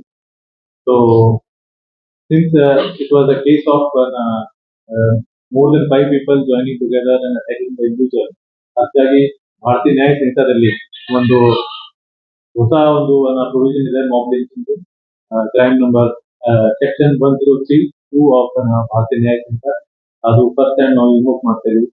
ಸೊ ಅದರದ್ದು penalty punishment death penalty or punishment for life ಆ ರೀತಿ ಇದೆ. ಸೊ ಈ ಎಲ್ಲ ಆರೋಪಿಗಳು ಯಾರ್ಯಾರು ನಾವು ಈಗ ಅರೆಸ್ಟ್ ಮಾಡ್ತಾ ಇದೀವಿ ಅವ್ರ ಮೇಲೆ ಇದು ಸೆಕ್ಷನ್ ಇನ್ವೋಕ್ ಮಾಡಿ ಅವ್ರ ಮೇಲೆ ಈಗ ಮುಂದಿನ ಕ್ರಮ ತಗೋತಾ ಇದ್ದೀವಿ. ಯಾರ್ದು ವಿಕ್ಟಿಮ್ ಐಡೆಂಟಿಟಿ ಇನ್ನೂ ಸ್ಟಾಬ್ಲಿಷ್ ಆಗಿಲ್ಲ. ನಮ್ಮ ತಂಡ ಇದರ ಮೇಲೆ ಸತತವಾಗಿ ಕೆಲಸ ಮಾಡ್ತಾ ಇದ್ದಾರೆ. ಸಾಕಷ್ಟು ಎಲ್ಲಾ ಕಡೆ ಅವ್ರದ್ದು ಫೋಟೋ ನಾವು ಸರ್ಕ್ಯುಲೇಟ್ ಮಾಡಿದೀವಿ, ಇನ್ನೂ ಐಡೆಂಟಿಟಿ ಸ್ಟಾಬ್ಲಿಷ್ ಆಗಿಲ್ಲ. ಸೊ ಕೆಲವು ಇರ್ತಾರೆ ಅವರು ಬಿಹಾರ್ ಅಥವಾ ಬೆಂಗಾಲ್ ಮೂಲಕ ಮೈಗ್ರೆಂಟ್ ಲೇಬರ್ ಇರ್ಬೋದು, ಬಟ್ ಇನ್ನೂ ಒಂದು ಸುದ್ದಿ ಇದೆ that he was speaking Malayalam. So ಅದಕ್ಕಾಗಿ ಇನ್ನೂ ಐಡೆಂಟಿಟಿ ಸ್ಟಾಬ್ಲಿಷ್ ಆಗಿಲ್ಲ. ಅದು ನಾವು ಇನ್ನೂ ಇನ್ವೆಸ್ಟಿಗೇಷನ್ ಮಾಡಬೇಕು, ಯಾಕಂದ್ರೆ ಐ ವಿಟ್ನೆಸ್ ಗಳಿಂದ ನಮ್ಗೆ ಇದು ಮಾಹಿತಿ ಸಿಗ್ಬೇಕು. ಅಕ್ಯೂಸ್ಡ್ ಪರವಾಗಿ ಏನಾದ್ರು ಹೇಳ್ತಾರೆ, but we need to verify that statement. Once ಅದು ಕ್ಲಿಯರ್ ಆದ್ರೆ ಮಾತ್ರ ನಾವು ಮುಂದಿನ ತನಿಖೆ ಮಾಡ್ತೀವಿ.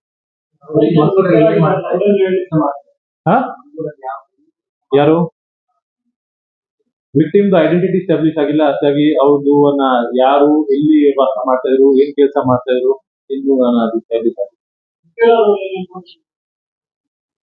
ಸಿಕ್ಯೂರ್ ಅವರು ಹೊಡೆದಿದೀವಿ ಅಂತ ನಿಜ ಹೇಳ್ತಾ ಇದಾರೆ, ಬಟ್ ಪ್ರತಿಯೊಬ್ಬರು ಕೆಲವರಿಗೆ ಸುಮ್ಮನೆ ನನ್ನ ಫ್ರೆಂಡ್ಸ್ ಹೊಡಿತಾ ಇದ್ರು ಅಥವಾ ನಾವು ಕೂಡ ಸೇರಿದ್ದೀವಿ ಅಂತ ಹೇಳ್ತಾ ಇದಾರೆ. ಸೊ ಇನ್ನೂ ಗೊತ್ತಿಲ್ಲ. ಸೊ ನಾವು 15 ಜನ ಸಿಕ್ಯೂರ್ ಆಗಿದ್ದಾರೆ. ಸೊ ಅವ್ರದ್ದು ಈಗ ಫರ್ದರ್ ಸ್ಟೇಟ್ಮೆಂಟ್ಸ್ ಅದು ಡೀಟೇಲ್ ಇನ್ವೆಸ್ಟಿಗೇಷನ್ ಮಾಡೋದು ಬಾಕಿ. ನೇಮ್ಸ್ ನಮ್ಮ ಹತ್ರ ಇದೆ. ಈ 15 ಜನ ಅದು ಹೆಸರು ಎಲ್ಲಿಗೆ ಕಷ್ಟ ಆಗ್ತದೆ. ಸಚಿನ್, ದೇವದಾಸ್, ಮಂಜುನಾಥ್, ಐದೀಪ್, ಈ ರೀತಿ ಸಾಕಷ್ಟು ಜನ ಇದ್ದಾರೆ. ಸುಮಾರು 15 ಜನ. ಸಚಿನ್ ಈಗ ಸದ್ಯಕ್ಕೆ ಫಸ್ಟ್ ಪರ್ಸನ್ ಪೂರ ಸಾರ್ಟೆಡ್, ಬಟ್ ಇನ್ನೂ ಅವ್ರದ್ದು ನಾವು ಪೊಲೀಸ್ ಕಸ್ಟಡಿ ತಗೊಳ್ಳುವಾಗ ಎಕ್ಸಾಕ್ಟ್ ಗೊತ್ತಾಗ್ತದೆ. ಇಲ್ಲಿ ಅವರು Kudupu local auto driver.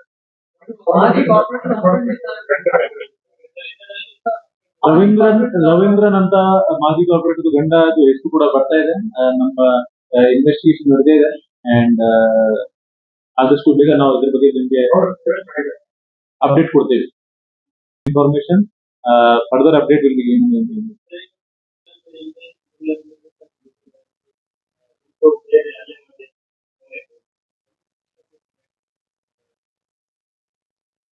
First ಇದರ ಬಗ್ಗೆ ನಮಗೆ ಕಾಂಟ್ರಾಡಿಕ್ಟರಿ ಇನ್ಫಾರ್ಮೇಶನ್ ಸಿಗ್ತಾ ಇತ್ತು ಅಂಡ್ ಬಾಡಿ ಮೇಲೆ ಜಾಸ್ತಿ ಇಂಜರಿ ಇರಲಿಲ್ಲ, ವಿಸಿಬಲ್ ಇಂಜರೀಸ್ ಇರಲಿಲ್ಲ, ಅದಕ್ಕಾಗಿ ಸ್ವಲ್ಪ ಕನ್ಫ್ಯೂಷನ್ ಆಯಿತು. ನಂತರ ಈ ಮಾಹಿತಿ ನಾವು ಅಸೆಸ್ ಮಾಡ್ತಾ ಇದೀವಿ. ಮಧ್ಯಾಹ್ನ ತನಕ ನಮಗೆ ಎಕ್ಸಾಕ್ಟ್ ಇನ್ಫಾರ್ಮೇಶನ್ ಬರೋದು ಸ್ಟಾರ್ಟ್ ಆಯಿತು. ಆ ಸ್ಥಳದಲ್ಲಿ 100ಕ್ಕಿಂತ ಹೆಚ್ಚು ಜನ ಇದ್ರು ಮತ್ತು ಯಾರು ಹಲ್ಲೆ ಮಾಡಿದ್ದಾರೆ, ಹೇಗೆ ಆಯಿತು, ಅದರದ್ದು ಪ್ರಿಲಿಮಿನರಿ ಹೋಮ್ವರ್ಕ್ ಮಾಡಿದ ನಂತರ ನಮ್ಮ ಕೆಲಸ ನಾವು ಪ್ರಾರಂಭ ಮಾಡಿದ್ವಿ.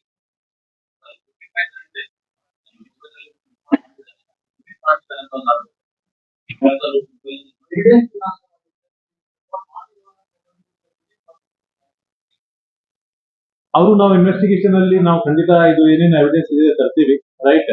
ಸೊ ಆರೋಪಿಗಳು ಏನ್ ಮಾಡ್ತಾರೆ that is not my concern, but ನಾವು ಇನ್ವೆಸ್ಟಿಗೇಷನ್ ಅಲ್ಲಿ ಖಂಡಿತ ಏನೇನು ಎವಿಡೆನ್ಸ್ ಇದೆ ತರ್ತೀವಿ.